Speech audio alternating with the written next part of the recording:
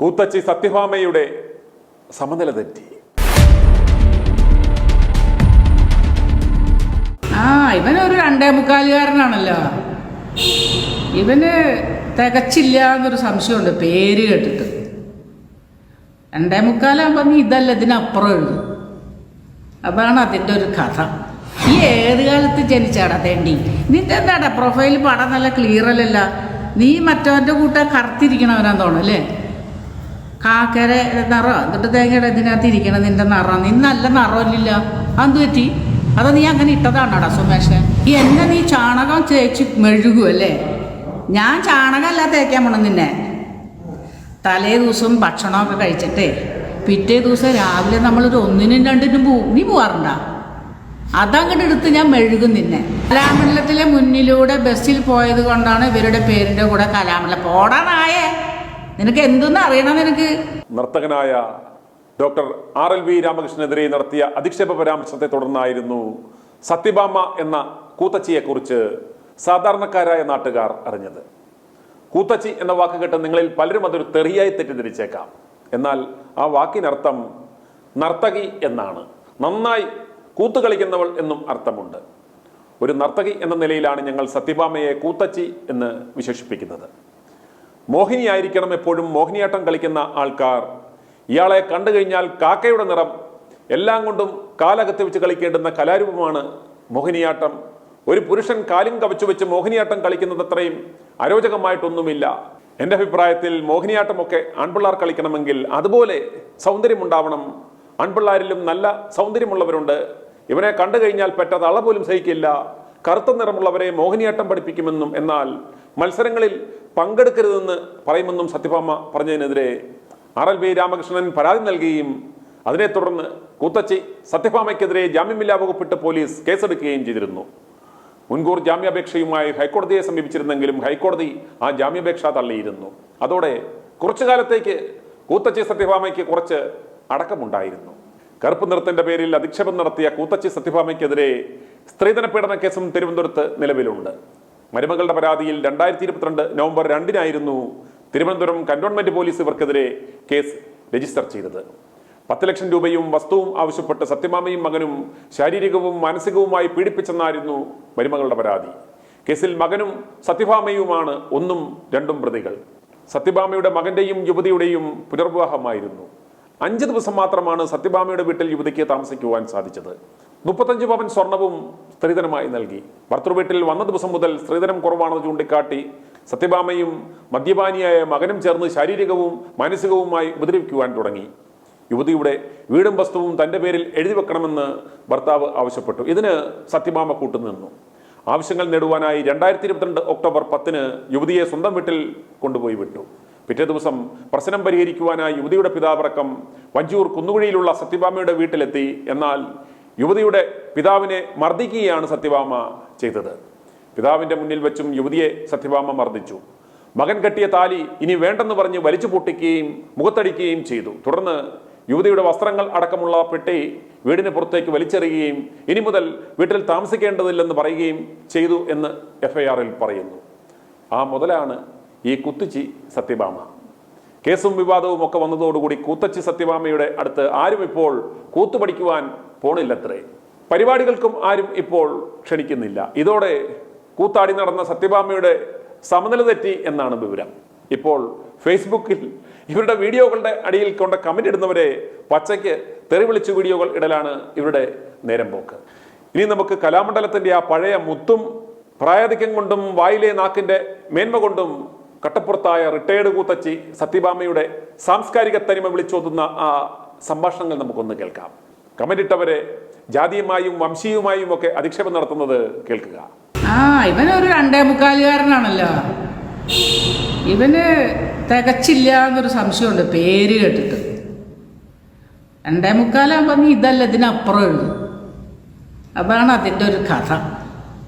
ഇവരൊക്കെ സിനിമാ നടിയായി കണ്ടില്ലെന്ന് പറയാൻ നിങ്ങൾ ആരാ? സിനിമയുടെ അവസാന വാക്കോ? ആണടാ, അവസാന വാക്ക് തന്നെ. നിനക്ക് എൻ്റെ അത്ര എക്സ്പീരിയൻസ് ഉണ്ടോ സിനിമ കണ്ടിട്ട്? ഉണ്ടാ? നീ എന്ന് പോലെ സിനിമ കാണാൻ തുടങ്ങിയാൽ നിന്നെ കണ്ടിട്ട് അധികം പ്രായമൊന്നുമില്ലടാ. നീ ആദ്യം 3 തികച്ചിട്ട് വാ, എന്നിട്ട് നമുക്ക് ആലോചിക്കാം. കേട്ടാ. അല്ലേലും പുള്ളിക്കാരി ബസ്സിലല്ല കാറിലാണ് പോവരൂ. എടാ നിനക്ക് മലയാളം പോവരും എഴുതാറിഞ്ഞൂടെടാ. ബസ്സിലല്ല കാറിലാണ് പോവരൂ. നീ ആദ്യം പോയി നേഴ്സറി പോയിരുന്ന് പഠിക്കടാ മലയാളം. നിനക്ക് മലയാളം പോലെ എഴുതാറിഞ്ഞൂടല്ല എന്ന് ആരേലും ആ ഭൂലോക രംഭയ്ക്ക് പറഞ്ഞു കൊടുക്ക്. എടാ രംഭ തന്നെയാടാ ഞാൻ. ഉർവശി രംഭ തിലോത്തമാന്ന് നീ കേട്ടിട്ടുണ്ടടാ? നീ ഏത് കാലത്ത് ജനിച്ചാടാ തേണ്ടി? നിന്റെ എന്താടാ പ്രൊഫൈൽ പടം നല്ല ക്ലിയർ അല്ലല്ല. നീ മറ്റവൻ്റെ കൂട്ട കറുത്തിരിക്കണവനാന്ന് തോന്നുന്നു അല്ലേ? കാക്കര നിറം എന്നിട്ട് തേങ്ങയുടെ ഇതിനകത്ത് ഇരിക്കണം നിന്റെ നിറം. നീ നല്ല നിറമില്ല. അതെന്ത് പറ്റി? അതോ നീ അങ്ങനെ ഇട്ടതാണോടാ സുമേഷ്? ആ ബസ്സിലടാ ആദ്യം ഈ മല്ലികയൊക്കെ സാധാരണക്കാരിയായിരുന്നു. നീ അതൊന്നും പറഞ്ഞു പഠിക്കല്ലേ. സത്യഭാമി സാധാരണ ഒരു പോലീസുകാരൻ്റെ മകളായിരുന്നു. ജനിച്ചപ്പോഴേ സ്വർണ്ണക്കരണ്ടി വായിൽ വെച്ചിട്ടൊന്നും ആരും ഇവിടെ ജനിക്കുന്നില്ല കേട്ടാ. എത്ര വലിയ സൂപ്പർ സ്റ്റാറുകളും കഷ്ടപ്പെട്ട് അധ്വാനിച്ചാണ് ഓരോ ലെവലിൽ എല്ലാ ജനങ്ങളും എത്തുന്നത്. ആരും അംബാനിയായിട്ട് കുടുംബത്തിൽ ആരും ജനിക്കാൻ പറ്റുമോ? പറയടാ നീ നായെ. എല്ലാവർക്കും അംബാനിയുടെ വീട്ടിൽ ജനിക്കാൻ പറ്റുമോ? ഇല്ലില്ല. ലുലു മുതലാളിയുടെ വീട്ടിൽ ജനിക്കാൻ പറ്റുമോ? ഇല്ലില്ല. നമ്മളൊക്കെ സാധാരണക്കാരാ. ബസ്സിലും കാളവണ്ടിയിലൊക്കെ ഞാൻ പോയിട്ടുണ്ട്. ഇപ്പം ഞാൻ ജാഗൂറിലാണ് പോകണം. അപ്പോൾ ബിപിൻ ബാബു, നീ ഏത് കോണത്തിലെ ഡോക്ടറാടാ തെണ്ടി? നീ ഒരു വ്യാജ ഡോക്ടറല്ലേ? നീ ആരാ മല്ലിക സുകുമാരൻ്റെ? നീ ഇവിടെ നേരിട്ട് വാടാ തെണ്ടി കേട്ടാ. നീ ആരാ? നിനക്ക് എന്ത് വേണം? നീ ജനിച്ചത് എങ്ങനെയാടാ? തുണിയും കോണകവും ഒന്നും ഇല്ലാണ്ടല്ല നീ നിൻ്റെ അമ്മയുടെ വയറ്റിന്ന് വന്നേ. നീ ഇപ്പം ജട്ടിയും പാൻറ്റൊക്കെ ഇട്ടുകൊണ്ട് കിടക്കണം അല്ലേ? എല്ലാവരും അങ്ങനെ തന്നെയാ. നീ ജനിച്ച പാടാനാടാ നീ ഇരിക്കണം. ഇപ്പോൾ എൻ്റെ 67ാമത്തെ വയസ്സിൽ ഞാൻ ഇങ്ങനെ ഇരുന്നാ പോരടാ തെണ്ടി ഡോക്ടറെ. നീ ആരാണ്? നിന്നെ ഡോക്ടറാ? എന്നെ കോണത്തിലെ ഡോക്ടർ എന്നാണ് ഞാൻ വിളിക്കാൻ പോണത് കേട്ടാ. വയസ്സാം കാലം നിന്റെ തള്ളയുണ്ടോ? നിനക്ക് ഒരെണ്ണം അവിടെ. നിന്റെ തള്ളക്കുള്ളത് എനിക്ക് കൂടുതൽ ഒന്നുമില്ലടാ എനിക്ക് കേട്ടാ. നീ ഒന്ന് പരിശോധിച്ചിട്ട് വാ നിന്റെ അമ്മേരെ. നീ ഡോക്ടറാ. നിന്നെ ഒരുത്തം വന്ന് മെഴുകണം. നീ എന്തെന്നാ വിചാരിച്ച ഞാൻ മാത്രമേ ഉള്ളെന്നാ? എൻ്റെ കൂടെ ഒരു ഗ്യാങ് ഉണ്ടടാ. നീ ഇങ്ങോട്ട് വാ. നിന്റെ കൂടെയുള്ളവരെ നീ വിളിച്ചോ കേട്ടാ. ഇനി നീ ഇതിൻ്റെ താഴെ കൊണ്ട് കമൻസ് ഇടണം നായെ. എന്നെ നീ ചാണകം തേച്ച് മെഴുകുമല്ലേ? ഞാൻ ചാണകമല്ല തേക്കാൻ പോണം നിന്നെ. തലേ ദിവസം ഭക്ഷണമൊക്കെ കഴിച്ചിട്ട് പിറ്റേ ദിവസം രാവിലെ നമ്മളൊരു 1-നും 2-നും പോവും. നീ പോവാറുണ്ടാ? അതങ്ങോട്ട് എടുത്ത് ഞാൻ മെഴുകും നിന്നെ കേട്ടാ. നീ ഇങ്ങോട്ട് വാടി മെഴുകാൻ ചാണകം കൊണ്ട് കേട്ടാ. നീ എൻ്റെ സുന്ദരികൾ കുറെ ഓടിയൊരു വണ്ടിയാണല്ലോ നീ. എന്നെ കണ്ടാലറിയാം കേട്ടാ. നീ വിടറി ഇതിൻ്റെ പുറകിൽ മെസ്സേജ് ഇട് നീ കേട്ടാ. നീ വലിയ സുന്ദരി കോതയായിട്ട് ഇരിപ്പുണ്ടല്ലോ. സത്യഭാമ ഇരിക്കുന്നത് കണ്ടടി 67ാമത്തെ വയസ്സിൽ. എൻ്റെ വയസ്സിലൊക്കെ നിൻ്റെ പടം ചുമരിൽ തൂങ്ങോടി മാലയിട്ട് കേട്ടാ. അത് നീ സൂക്ഷിച്ചോ. ഞാനൊക്കെ ഈ പ്രായത്തിൽ ഇങ്ങനെ ഇരിക്കുന്നത് കണ്ടാ. നിനക്ക് നിന്റെ ചാണകം മെഴുകണം. നിന്റെ തള്ളയുണ്ടടി വീട്ടിൽ. മെഴുകടി തള്ളേരെ മുഖത്ത് ആദ്യമേ, എന്നിട്ട് നീ ഇങ്ങോട്ട് വാദം കൊണ്ട് ബാക്കി. നിന്നെ ഞാൻ മെഴുകുന്നത് നേരത്തെ പറഞ്ഞത്. നിനക്ക് അമ്മയുണ്ടടാ വീട്ടിൽ?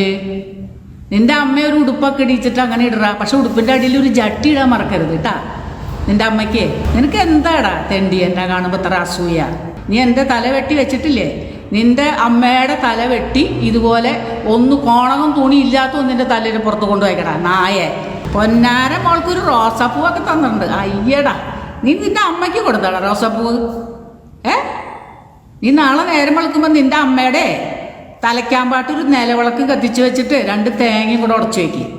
എന്നിട്ട് 2 തള്ളവിരലും കൂടെ കൂട്ടിച്ചേർത്ത് കെട്ട് നിന്റെ തള്ളയുടെ കേട്ടാ. കിട്ടിയതൊന്നും പോരാ. നിന്റെ അപ്പൻ്റെ വകയല്ലേ എനിക്ക് കിട്ടിയത്. ഓടാ തെണ്ടി. അറിയാത്തത് കൊണ്ട് ചോദിക്കുക. ഈ കലാമണ്ഡലം എന്ന് പറയുന്നത് ഈ പുള്ളിക്കാരിയുടെ തറവാട്ട് സ്വത്താണ്. എൻ്റെ തറവാടാണത്. നിനക്കറിഞ്ഞൂടെ? സത്യഭാമയല്ല, നിന്റെ തന്തേരെ ഭാമ കേട്ടാ. ഓമനെ നിന്റെ തന്തി ഉണ്ടടി ഇപ്പോഴും. നിന്റെ തള്ളയുടെ പേരെന്താടി? നീ ഓമന. നിന്റെ തള്ളയുടെ പേര് സുന്ദരി എന്നായിരിക്കും അല്ലേ?